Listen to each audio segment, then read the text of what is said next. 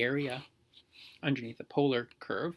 And to be honest, it's a little bit easier than the arc length of a polar curve that we discussed last class. To begin with, we're going to return to circles for a moment.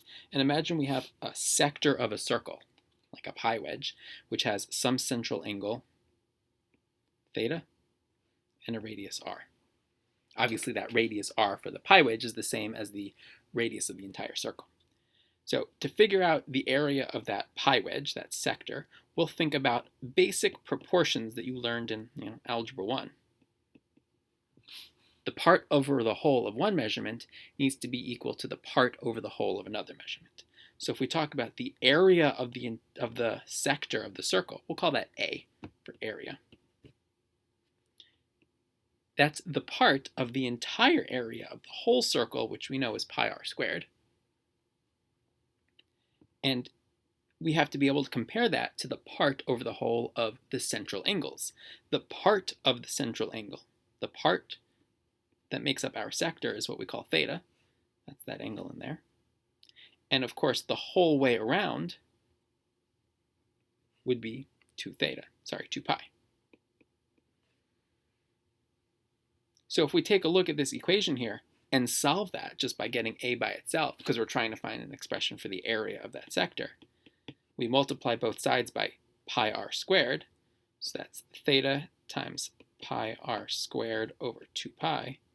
And we can see the pi's cancel out, and what we're left with is 1/2 r squared theta. Just moving the factors around a little bit.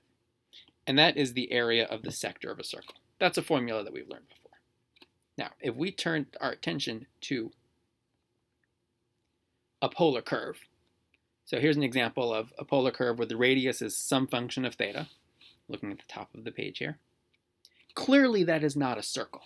So clearly I can't just use 1/2 r squared theta, 1/2 r squared theta to figure out the area of that weird, odd, non-circular shape. But if we zoom in on just any one little part of that, like when I say little, I mean really little part of that, this orange piece that I have down here, that is a circle, or a sector of a circle. The reason why I can say that is if d theta is small enough. Remember, whenever we use d, we mean infinitely small. So this angle here is infinitely small. What that means is the radius on one side of the sector is going to be the same as the radius on the other side, because there's an infinitely small change in radius, which means that we're talking about two pieces of a sector that have the same radius, which means they're part of a circle, which means we can use the formula for the area of a sector to find that orange area. We just need a name for that orange area. Well, since it is a tiny, infinitely small slice of the area underneath the entire curve, we'll call it dA, just like we did when we were integrating to find area earlier in the year.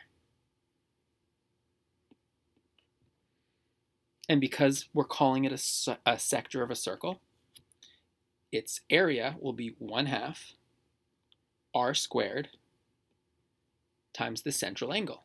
Well, the central angle that makes up that sector is d theta. And so that's the area of that little sector. And I'm sure some of you already see where I'm headed with this.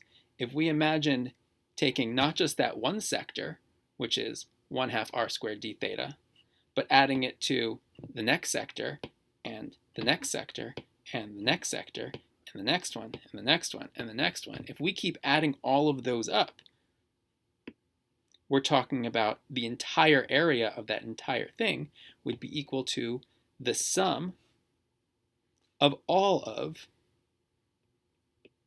the 1/2 r squareds d theta. Of course, remember, when we talk about the sum of those, we're talking about the sum of an infinite number of small sectors.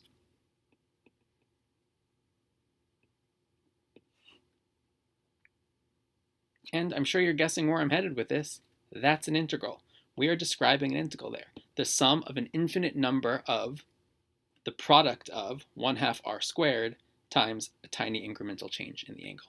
So that is the definite integral from wherever we start to wherever we finish of 1/2, which, by the way, you will usually see pulled out of the integral, because we can, r squared d theta.